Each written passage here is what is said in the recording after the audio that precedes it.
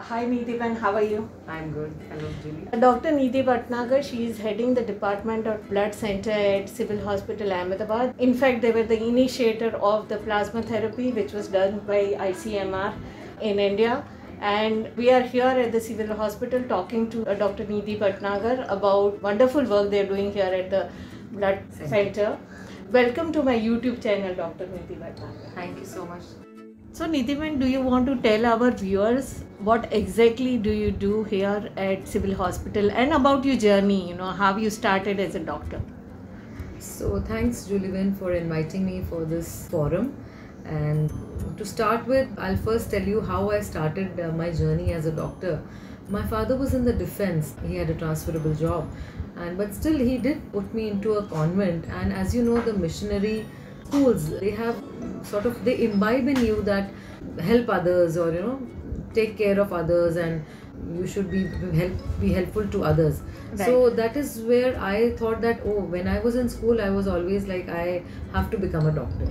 But later on, maybe when I was in the high school, when I realized that it is not an easy task and I didn't want to do all that hard work, so I decided, no, I'm not going to become a doctor. At that time in 1987, there were no entrance exams, and I got very good marks in 12th standard, and I had taken up science. And then my parents said that, okay, now that you got good marks, you can get admission into a medical school or an engineering college. So then, figured it out that, okay, let us cancel the engineering, because for girls this medical profession is very nice. So that was the reason why I entered into the medical school. From then onwards, it has been a beautiful journey. As I finished my MBBS, I thought of doing my post-graduation in a line which it was not surgical, something which would support the main clinical branches. So I took up pathology. So it was not that much exciting in those times, because now you have microscopes and wonderful technology has come up so nicely. In those times it was not so. But the exciting part was that the pathologist was giving the final diagnosis. Whatever the clinician would think of or presume, or provisional diagnosis he would give, the pathologist would give it as a final diagnosis. And later on, when this blood transfusion came up as a subject in 2005 in Gujarat, for the first time we started this department of transfusion medicine. It was separated from pathology, and I sort of plunged into it. I had the support of my husband, who is also a super specialist. So how long have you headed this department of transfusion medicine, Dr. Neeti? Yeah, I was working in this department since 2005, and only last year I was the head and in charge of this department.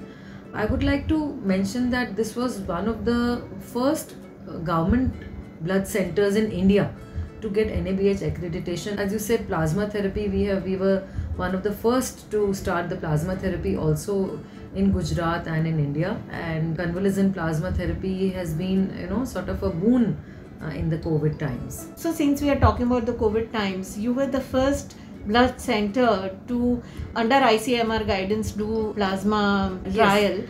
So, and I think COVID is something which has spiked interest of everybody around the world. So do you want to talk about that, what you did? Yes, when we decided that this center in Gujarat would become, would take part in the ICMR plasma trial. So at that time, convalescent plasma was it was an investigational product, and not all centers were allowed to sort of collect convalescent plasma, and issue it to the COVID patients. So we were one of the first in Gujarat to start this, and there was a lot of paperwork. As you know, in any trial there is a lot, clinical trial, there is a lot of paperwork. So all those things were kept into place, and luckily by pursuance, and we could get hold of Miss Smriti Thakkar, 22-year-old girl, and she was returning from Paris when she contacted this corona. And after she was well and fine and recovered, we sort of persuaded her and sort of requested her and explained her how her plasma would be helpful to the other patients who are suffering from COVID, and she was very happy to do it. So it was very difficult. It was a challenge to convince the recovered COVID patients to come down and again donate plasma, because the fear factor was so much that again coming to a blood bank or blood center to donate plasma was big deal in itself. So though the challenges were there, but still we did manage to collect around 300 units of plasma and give it to various patients who were admitted in civil hospital and even in private patients in other private hospitals in Ahmedabad. So I think it is known that civil hospital has done some fantastic work during the COVID times.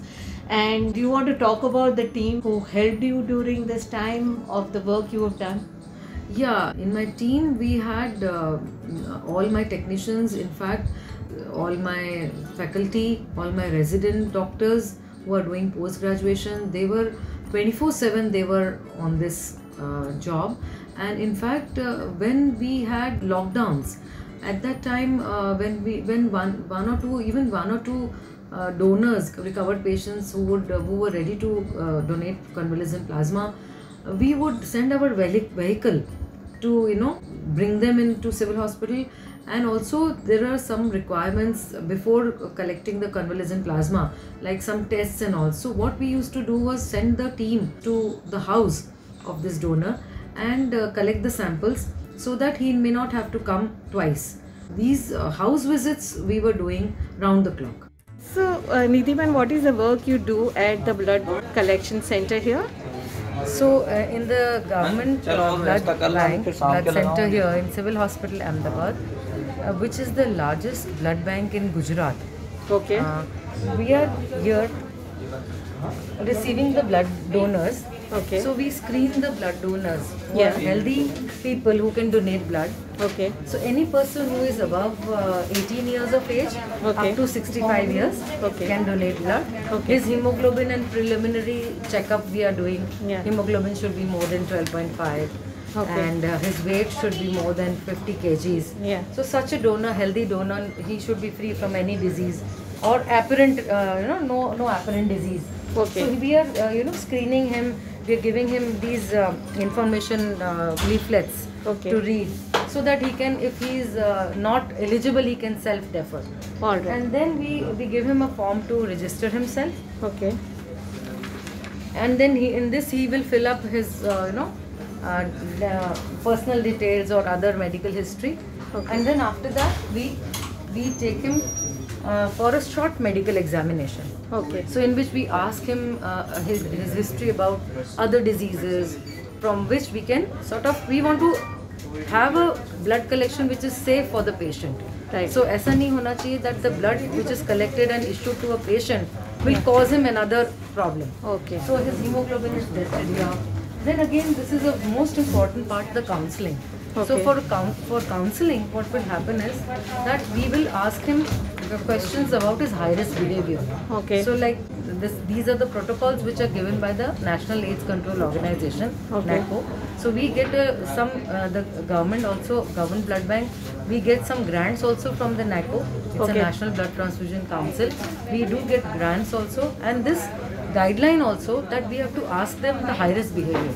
So that we may have a doubt that this person is maybe having some sexually transmitted diseases. All right. So we defer him. So and then once he's selected, once he's accepted for donation and he's fit to donate, right, apparently, so then we have him for a blood collection. All right. Call him over here. And I see that you have most women working here. You're heading the department, but which are the other team you around 80% of us, we are the technical staff and the doctors, resident doctors, we are females. And, that is fantastic. Yes. And so once we've collected his blood, which is around 450 milliliters, and we separate out into the components, which I'll show you later.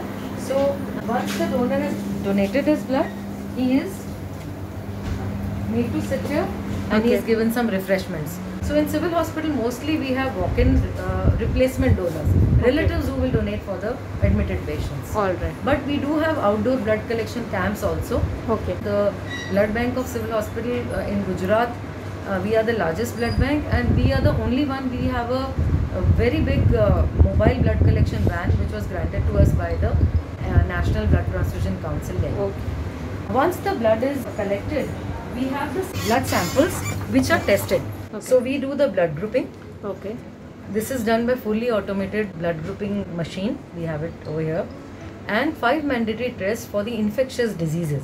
Okay. So this is our lab for the, this is transfusion transmitted infectious investigations. So 5 mandatory tests which are mandated by the Drug and Cosmetic Act. By the way, the blood bank comes under the Drug and Cosmetics Act. So Okay. blood is also considered a drug.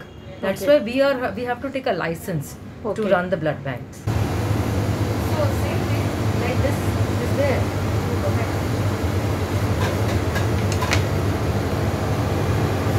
So this is the main bag and these are the satellite bags.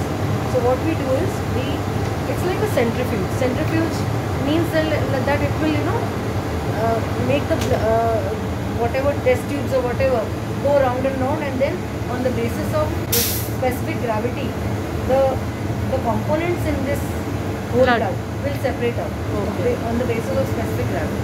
So we just put the bags over here.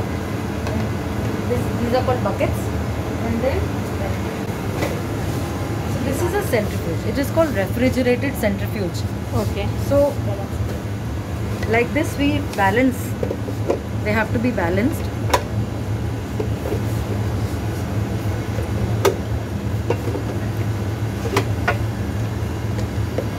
On the opposite sides, right?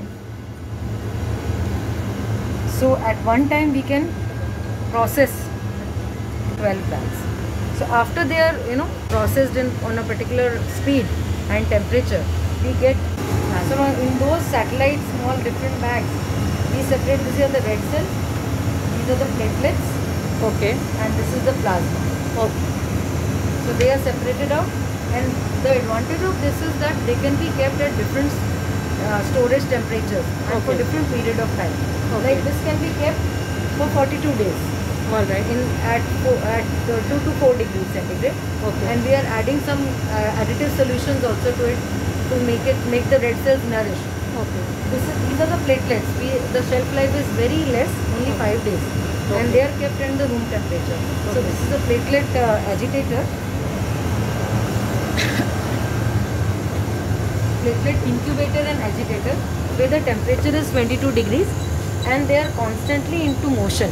Okay. So only then they will remain viable Okay. and helpful, Okay. living रहेंगे. So this is the way they are kept, and under constant movement. Okay. So the shelf life is only 5 days, Okay. and the plasma is kept frozen. It can be kept for 1 year. Okay. So it can be kept for 1 year frozen. Okay. We have been talking about the COVID treatment, and everybody's around the world has suddenly got a large interest into COVID. And you were one of the first initiator of the plasma therapy. What exactly is the procedure? If you want to explain that to my viewers. Yeah, so this was the cell separator they call. Plasma, convalescent plasma can be collected through it, or as we can collect platelets also. Okay. So it is basically a cell separator. So what happens is when the donor, Okay. healthy donor, or in this case, in the convalescent plasma, the person who has recovered from COVID, Yeah. he comes to us and he is eligible to donate plasma. And what happens is we collect the blood Yeah. from his arm, and then the blood is through tubings. The blood goes inside this machine, Okay. and it is processed and it is separated into the different cells and plasma. Okay. So we wanted convalescent plasma, so we collect this plasma into a bag which is hanged over here, Okay. and then the rest of the things like the red cells, platelets, they are going back to the donor. So Okay. the advantage of this is that the donor there is no loss of red cells or Okay. platelets or anything. So the donor is at of no loss All right. because the things are going back. Okay. Only the convalescent plasma we are collecting. All right. Previously, the same system was used to, even now, mostly it is used to collect platelets, single Okay. donor platelets we say. So it Okay. is very advantageous, and the donor, he can donate blood, and the yield we get for platelets is very high. Okay. So this is the machine which is used most commonly across India for the platelet collections. All right. So thank you so much, Nidhiben, for giving a great tour of this facility and also taking out time to giving me this interview. I'm sure the viewers from around the world would be so interested in knowing about your first attempt as under the guidance of ICMR of plasma therapy. Thank you so much for being here. Thank you so much, Juliben. If you're watching this channel for the first time, then do subscribe to my channel. We have amazing women like me, Dr. Nidhi Bhatnagar, on this platform on a regular basis. Thank you so much.